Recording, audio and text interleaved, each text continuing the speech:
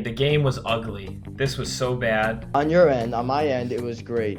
Chauncey Billups was involved in some kind of mafia poker game where they would rig the cards or somehow. Miller, we won like every metric you can think of. Are we allowed to? Is this guy allowed to be our player of the week? Sure, why not? He might be my player of the week. 44 is something else. That guy's awesome. Isn't he good? Isn't he a good player?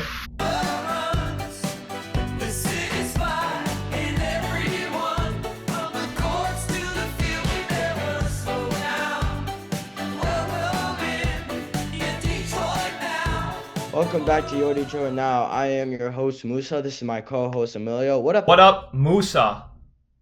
I love the shirt. Fantastic. Beautiful. Thank you, Musa. It is because we lost the bet. We're not in the usual suits. So I lost the MSU bet. MSU lost to UofM. So enjoy it. You'll get it one day a year. Hopefully next year you're wearing the Go Green, Go White shirt. Hopefully, I will not. But Emilio, I do have a surprise for you. What's that? You might have to sing along if you know the lyrics. What is it?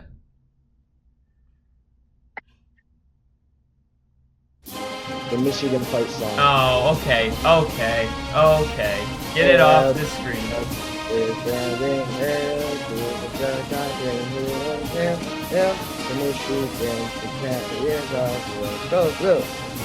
All right. Get it off the screen. Now. Okay. We get it. You won. I'm gonna rub it in. For the glory and fame of God. All right. Now I'll show some mercy. Thank you, Musa. Thank you. Let's talk about the game. The game was ugly. This was so bad. On your end, on my end, it was great. Well, let's talk a little bit about the game leaders before we get into kind of our breakdown of it. I 100% agree. Bryce Underwood, 18 for 17, 86 yards, under 50% completion percentage. Not the best. No, not the best. Let's talk about my guy, Aiden Childs. 130 passing yards, 14 for 28. Surprisingly, and I didn't realize while watching, way more passing yards than Underwood had. Yeah, but that's because our running game was unstoppable. Justice Haynes, 26 carries, 152 yards, and 2 touchdowns. Yeah, whereas we had Mekhi Frazier go 109 with 14 carries. I also want to say Jordan Marshall's rushing yards because he had 15 carries for 110 yards and 1 touchdown, and his only touchdown was a 56-yarder. Wow. Musa, why don't you send us over to receiving yards? I will. Andrew Marsh was our receiving leader, surprisingly low, 3 receptions for 54 yards, no touchdowns. Nick Marsh was our receiving leader, 75 with 6 receptions. Now we're going to go to the defensive stats, where Derek Moore was our sack leader with 2. And Raquan Buckley with 1. And finally, our tackle leaders, my tackle leader was Jimmy Rolder, 10 tackles for 9 solo. And Jordan Hall had 9 tackles for 5 solo. So U of M pretty much won every metric but passing yards, but it didn't end up mattering. Let's talk about team stats before we talk about what Vegas had to say in the rest of the game. Total yards. Michigan had 362 total yards. Versus 305. Turnovers, we had 1. And we had 1. First downs, 18. For 20. Penalties, this is the most embarrassing statistic that we'll see probably for the rest of the year. 12 for 105. 12 for 105. Michigan was not so great on the other end. 6 penalties for 61. Third downs, 5 for 16. 6 for 15. Fourth downs, 1 for 3. Fourth downs, 1 for 1. In time of possession, 29-27. time of possession, 30 for 33. Let's real quick talk about the penalties. 6 for 61, which U of M went, is not good. By the way, most games we'd be talking about how we have to clean that up. Michigan And looked way better on the penalties than MSU. 12 penalties. That's 18 total penalties this game. I mean, that's so embarrassing. That's, I think, the number one reason we lost. The team wasn't ready. The team was underprepared, and the penalties killed us. yeah, it definitely was not because we got Chiefs treatment. No, you really can't say that because all the penalties were like rightfully called. I didn't feel like there was any that were egregious and shouldn't have happened, and there was some silly ones too that like unnecessary roughness or personal fouls after the play is dead. So you got to clean that up. And let's talk about a little bit about the probabilities here. U of M went into the game, like we said, with an 87.8% chance of winning. That percentage never got below 85%. So U of M always was favored to win this game. And watching the game, that made sense. Surprisingly, the spread, MSU hit 13.5 points, went into the game at 14.5. The total hit at 47.5, and the money line for U of M minus 600 hit. The Wolverines were favored going into the game. The Wolverines were super dominant the entire time.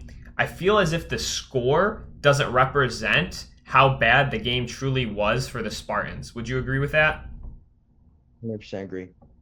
So let's talk a little bit about how the Spartans started the game. The Spartans didn't get a first down until 2 minutes left in the first quarter. That is so embarrassing. And we had the ball 3 times prior. So the first 3 drives of the game, we didn't get a first down. Yeah, that's just what happens when you're a Michigan State fan and you get this treatment. But when you're a Michigan fan, you get treatment that are beyond incredible. Yeah. It's embarrassing. We played terrible. We started the game with a fumble, punt, punt, punt, touchdown, punt, punt, punt, punt.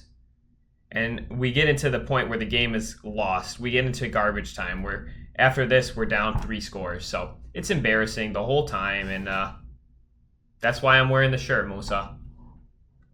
That is why. I also want to break down something. The beginning of the season, you guys started the season 3-0. Later and today, and this point today, you guys are 3-5, and all of your losses came from Big Ten teams. Currently, you are 0 for 5 in the Big Ten. Yeah, it's embarrassing. And we haven't won a big game. If you look at the games that we've won, Western Michigan, obviously we should have won that. Boston College, a team that we thought was going to be, potentially the toughest game in our season, we won. Boston College is not a good team. They're currently sitting 1-7. Youngstown State, another kind of a blowout for the Spartans. Youngstown State is sitting today with a record of 5-3. So we haven't really played anybody that outstanding. And Youngstown State hasn't played anybody, by the way. So their record is 5-3 after not playing anybody.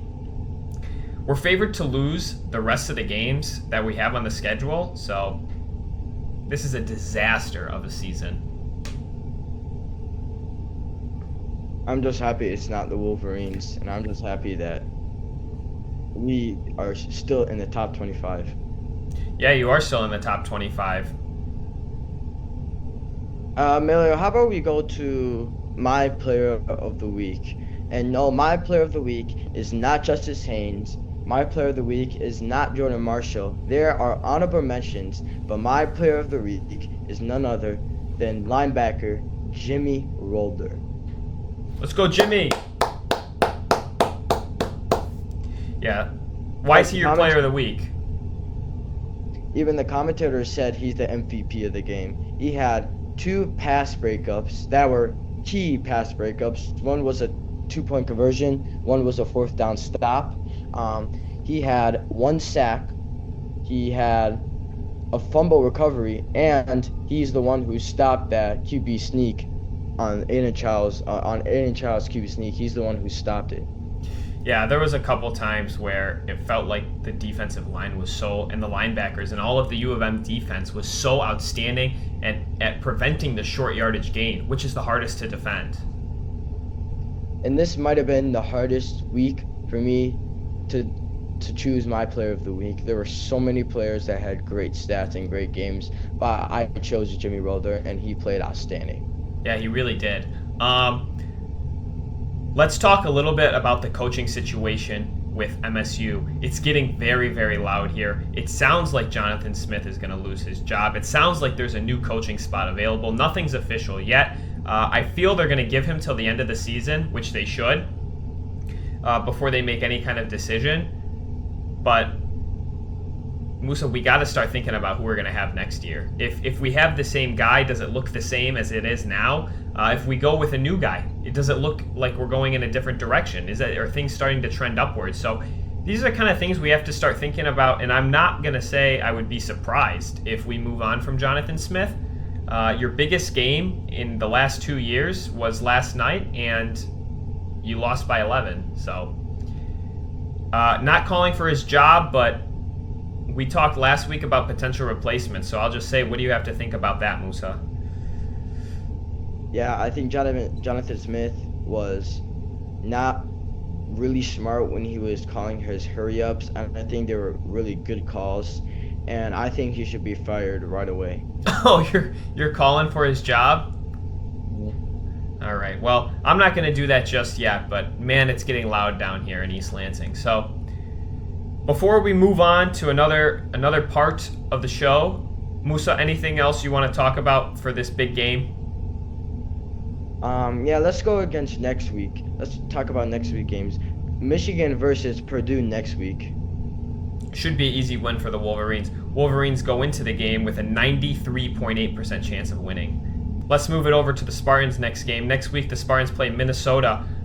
They only have a 38% chance of winning. I think this is getting embarrassing, Musa. Minnesota's not a great program here, with only sitting at 5-3. They're 3-2 in the Big Ten. We're obviously over 5 in the Big Ten. This is a game that we should have won had the team been where we all expected them to be. So, like I said, embarrassing, but I really am at a loss for words when it comes to this program right now. Little bro school. All right, that's enough. That's enough. No. All right, Musa, let's send it over to hockey. Red Wings currently sitting at 6-3 with 12 points total. 6th in the league, 2nd in the Eastern Conference Atlantic Division. What do you want to see? I want to see more aggressiveness. I know I said that a lot of times in the USD game, but I want them to play more aggressive. Yeah, only 17 total goals. Low number at this point of the season. They're 21st in the league for total goals. Goals against, 24. Points differential is -6, which is not going to get you to the playoffs with a -6 points differential. But again, it's early in the season. The Islanders game where they scored 7 on us is the big reason for that points differential. They're sitting at 21st in the league for goals against. So, like I said, it's early in the season. We just got to play good hockey for a long period of time. That's all. Yeah. All right, Musa, let's talk a little bit about how the Red Wings played last night against the St. Louis Blues. Red Wings put up 28 shots, and they gave up 29 shots. I feel as if the Red Wings need to start putting up more shots, and I think it'll take them a long way. They won 49% of the faceoffs, so just about even, and we had 8 penalty minutes. That's going to kill us. These power plays are tough to defend. I know we're good at them, but these power plays are tough to defend.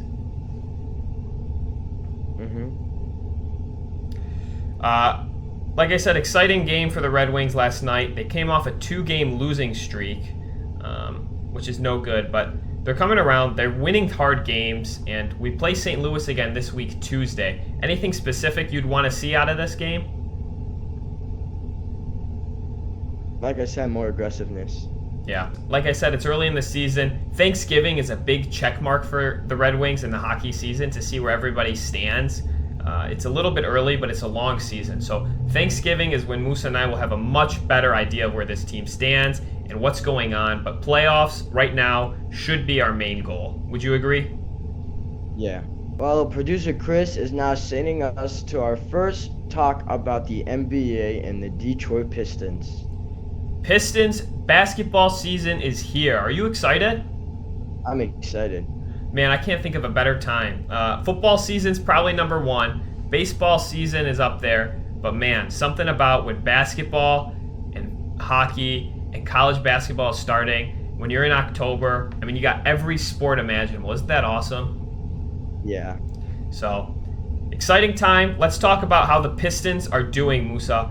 2 games have been played so far. Pistons are sitting 1-1, 500. Very early to start talking about stats and where they are now. But we can talk about the numbers. We can talk about, trends that we're seeing as stuff that we hope keeps up. So, Pistons are averaging 112 points per game. That's 18th in the league. It shows our defense is good if we're winning these games, or we're going to need our defense to be good if we're going to only average 112 points a game. Like I said, season's very, very early. Offensive rebounds is one that I found to be very interestingly low. 25%, that's it. That's 22nd in the league. I think, like you always say, you got to be more aggressive in the paint. And yeah, I don't know if we have that guy just yet, but 25%, 22nd in the league is no good. But however, on the flip side, defensive rebounds, we're sitting at 75.3, which is 10th in the league. So, there's 2 sides of the coin here, and I think if we can be more aggressive on defense and take smarter shots, that can go a long way for us. So let's talk a little bit about the game that the Pistons just played a couple nights ago against the Rockets. Rockets are a very slow team. Slow team, big team. Biggest starting 5 in the NBA. So let's talk about it. Pistons were 46% from the field goal versus the Rockets 38.6. 3 points, we were 41%. Turnovers, 18. Embarrassing. We got to clean that up. And rebounds, we had 48 rebounds. But we just talked about how the rebounds can be so important in these games. Yeah. So next game, the Pistons bring on the Boston Celtics, who are 0-2. That's very interesting. The Celtics are historically, especially in these last few years, have been incredible. Pistons have a 66% chance to win this game, and I'm looking forward to it. Seriously, I'm really excited about this game. Yeah, I'm also excited. Let's talk about the Malik Beasley not being involved in this mafia poker with Chauncey Billups. Did you hear about this, Musa? Yeah, I think I did hear about it. So it's very interesting. Chauncey Billups was involved in some kind of mafia poker game where they would rig the cards or somehow. Very interesting with some sports betting. And Malik Beasley's totally in the clear here. It sounds like he's not involved at all, which is a big deal. It's very exciting. Yeah, it is exciting. Especially knowing his past. He was investigated by the league for some betting connections. And this is exciting that he's not involved in this. So all Pistons fans are taking a sigh of relief right now. All right, Musa, let's talk a little bit about some expectations for the Pistons. Last season, we lost to the Knicks in the first round of the playoffs. This season, where do you want to see us going? What do you want to see? More points, better defense, and I want us to maybe get in the top 3 of the playoffs. Yeah, to be top 3 in our conference would be pretty awesome. Yeah, in the playoffs, if we were number 1, 2, or 3, that would be awesome. Absolutely. Yeah, like you said, I think playoffs should be the floor for these guys. We have a great opportunity to get to the playoffs here, especially when you look at this roster we have. Let's talk a little bit about Cade Cunningham before I go too far. Cade Cunningham is my player of the week. 21 points in his most recent game, 9 assists, 7 rebounds. So, Cade Cunningham. Great pick. Cutting back to earlier what I was saying, playoffs got to be the floor for these guys. So, and if everything goes as planned, Lions should make the playoffs. Red Wings should make the playoffs. As we talked last week, that's our expectations. Pistons should make the playoffs this season. This could be a pretty awesome year for Detroit sports. And the Tigers made the playoffs. And the Tigers already made the playoffs, right? So uh, if U of M can crack into the playoffs somehow, they just got to keep winning their games. MSU, I don't even know. I don't even know what to say about MSU football, but we got college basketball coming up, so that's what Spartan fans are looking forward to right now. Hmm. Hey, if you hate Michigan football, just come on our side since you're wearing the shirt. Musa, I lost the bet. That's why I'm wearing the shirt. But you can still come on our side. You don't have to root for the losing team. Lions are on a bye weekend. That's why we're recording in the daytime. We usually record at night, so it's exciting. I'm sure your mom's happy that we're recording in the daytime and not so late. So you can finally stop worrying about me for Exactly. not getting enough sleep. Exactly. Well, you got to get your sleep, Musa. But let's talk about Lions next week. They come off the bye and they play Minnesota. It's getting loud in Minnesota with Justin Jefferson. Justin Jefferson, we'll take you on the Lions. Yeah, we really need to hopefully DJ Reed is back so he can guard Justin Jefferson. And hopefully I want JJ McCarthy to play. I want to verse JJ McCarthy. I don't want to see Carson Wentz in that starting quarterback. JJ McCarthy is healthy. I don't know why Kevin O'Connell is not starting him. He hasn't had that bad of games. That's true. JJ McCarthy, if he's healthy, I think he should play. We saw an awesome video of JJ McCarthy and Jim Harbaugh talking in Los Angeles. So you must have been pretty excited to see that reunion as a U of M fan. Yeah. So Lions go into this game with a 70.6% chance of winning. I'm predicting this is going to be a little bit of a blowout for the Lions. Vikings are sitting at 3-4, not great compared to where they were last year. I'm predicting a blowout. Vegas is predicting Lions to win by more than a touchdown. So, like I said, I'm taking Lions. Amelia, why don't we say the stats around the game just for comparison? Absolutely. Carson Wentz sitting at 12-16 for passing yards versus Goff 16-31. Blowout. Rushing yards. Jordan Mason sitting at 383 versus Jahmyr Gibbs 526. Justin Jefferson 602 versus Amon-Ra St. Brown's 538. Jaden Redmond, 3 sacks to Aiden Hutchinson, 6, top 5 in sacks this season. Welcome back, Aiden. Welcome back, Aiden Hutchinson. Eric Wilson, 51 tackles to Jack Campbell, 61 tackles. Let's take a look of the touchdowns. Justin Jefferson has 1 touchdown this season, and that came in week 1 against the Bears, where JJ McCarthy was the starting quarterback. To Amon-Ra St. Brown's 7 touchdowns. Isn't that crazy to see? Justin Jefferson, probably the best receiver in the NFL, arguably behind Jamar Chase, depending on what metrics you look at. But by many metrics, he is the best in the league. Only 1 touchdown. That is insane. That just proves that he's not getting the ball enough. That just proves that they don't trust his ability. Well, it's also interesting that they're not giving J.J. McCarthy those kind of connection reps that a star quarterback and their star receiver would need. Yeah, let's take a look at the completions, the carries, and the receptions. Carson Wentz, 110 for 169, 6 touchdowns and 5 interceptions. To Jared Goff's 152 to 203. He probably has like 79% completion percentage, Jared Goff. Most likely. Jared Goff also has 15 touchdowns to 3 interceptions. 15 touchdowns is third in the league behind Dak Prescott and Matthew Stafford. Jordan Mason, running back 2, and running back 1 is Aaron Jones, but I think Jordan Mason is the starting running back. I think Aaron Jones is back, but I think Jordan Mason is still the running back 1. He has 88 carries for 4 touchdowns. Jahmyr Gibbs, 104 carries, 6 touchdowns. Justin Jefferson, 41 receptions, and Amon-Ra St. Brown, 50 receptions. Miller, we won like every metric you can think of. 100%. It's exciting to see, but it is a division game, so we cannot overlook these guys. These guys know how to play us more than any other team in the NFL. So exciting week and a division week. These games count as 2. Yeah, let's take a look at the injury report. I just found out JJ McCarthy is inactive on November 2nd, so he will not play. It's tough to see. Same with Christian Darrisaw, the starting left or right tackle for the Vikings. He is questionable though. Same with Carson Wentz, he is questionable as well. Hopefully he will not play. I'll take any advantage I can get. Jeff Okudah, former Lion, will not be playing in this game due to a concussion.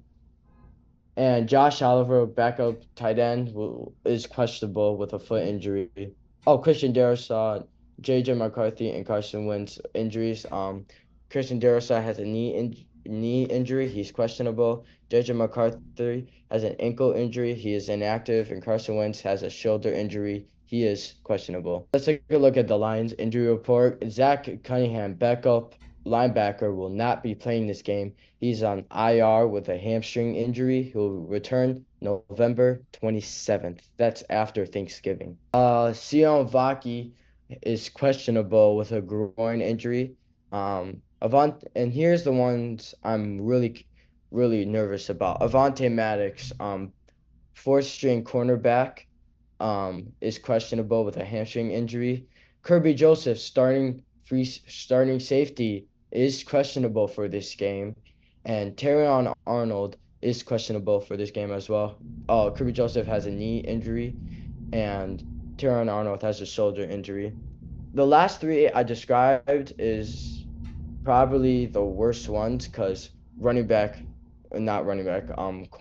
3, our cornerback 3 and cornerback 4 are might not play, and so is our starting safety.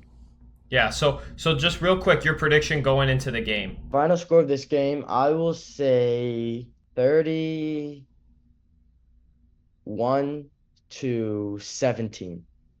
31-17. I'll take that for sure. Yeah, and what I want to see in this game, explosive plays. That's all I can say. Like that, Yeah. Jahmyr Gibbs against the Bucks, and I want to see more explosive plays. Agreed. Well, producer Chris is sending us to the phones, so Musa, let's hit the phones. All right, first question comes from Sabrina in Southfield. Sabrina asks, are you ever going to do a film review? Sabrina, I think this is a great question, so let's get into one right now. That's a great question, Sabrina.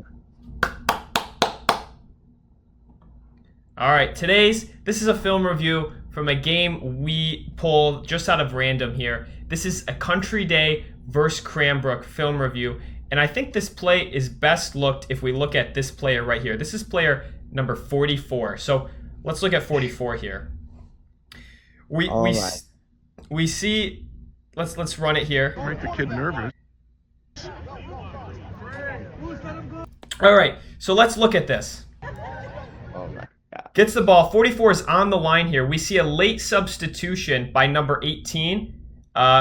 And you'll see quarterback gets the ball, and watch his eyes. Quarterback looks this way, and he actually throws the safety off. This is the safety right here. So if we look, quarterback's eyes are looking upfield. Safety flips his hips. Once you flip your hips, look at the safety's hips are pointed this way. Doesn't even realize how open 44 is here. 18, who was our late substitution, has no idea where the open man is here. So let's run the play here. 44 gets the ball, and look at this. 44 gets the ball. Man on a man here, man on a man here, man on a man here. So it's 44 versus number 18, who came on the field late. Okay, so it's a one-on-one here. Let's run the play. 44 realizes that 66 here lost his man, so he's going to make a move. He's going to cut in and step out. And now he's got a foot race to the flats. Foot race, guy behind him, guy in front of him. What does he do? He picks the side, 44th, the guy with the ball, picks the side with the green, makes a move. He's in the end zone. Very exciting to see. So just a little film review here. Nothing crazy. Musa, anything you want to highlight in this play that you saw while we were watching it?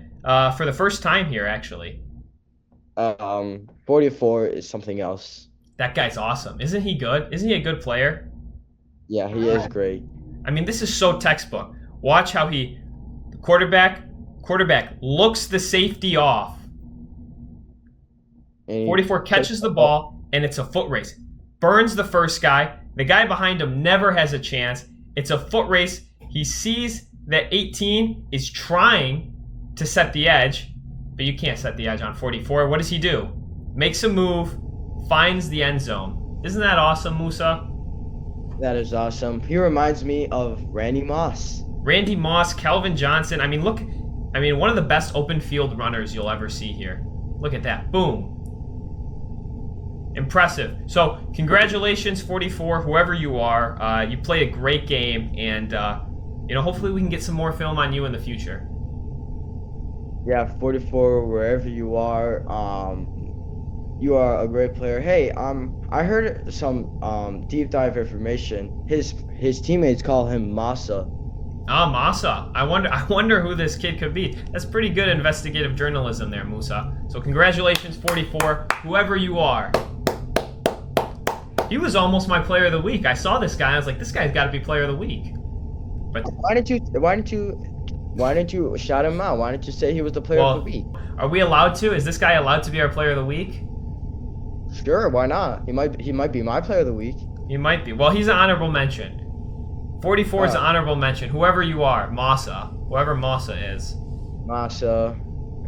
Masa, 44, wherever you are. All right, next question comes from Luke in Clarkston. Luke asks, Musa, what role does David Montgomery have on this team?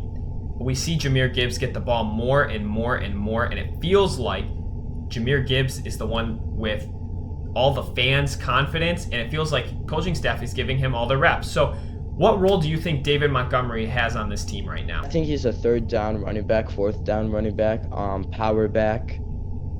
100%. The short distance, got to get the first down, got to get in the end zone. I agree with that. Because he's getting older, and I think the reason why they drafted Jahmyr is because who wants a veteran running back, a starting veteran running back, when you can have a young speedster?